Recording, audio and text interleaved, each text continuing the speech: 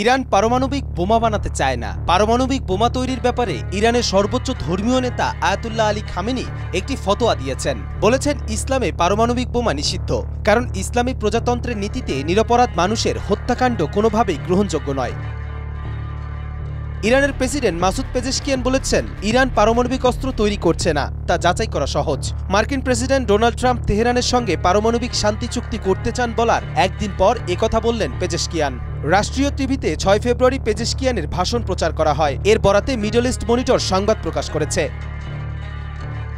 Masoud Pezeshkian বলেন, যুদ্ধটা ইরানের জন্য লাভজনক কোনো ব্যবসা নয়। জাতিসংঘের পরমাণু নজরদারি সংস্থা যখন খুশি এসে আমাদের পরমাণু প্রকল্প ঘুরে যেতে পারে। তারা শতবার আসুক, পরীক্ষা করুক, আমরা এটা নিয়ে উদ্বিগ্ন নই। তবুও প্রতিদিন এটা বলা উচিত না যে ইরান পারমাণবিক অস্ত্র তৈরি করছে।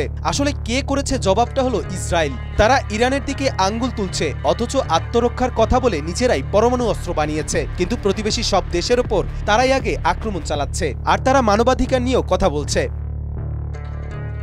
ইরানের প্রেসিডেন্ট বলেন, ইরান অবশ্যই তার প্রতিবেশীদের সঙ্গে সম্পর্ক শক্তিশালী করবে।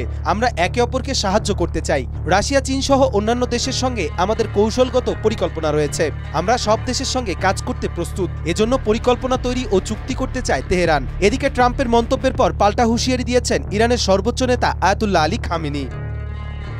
কবির চৌধুরী, জয়, মাই টিভি।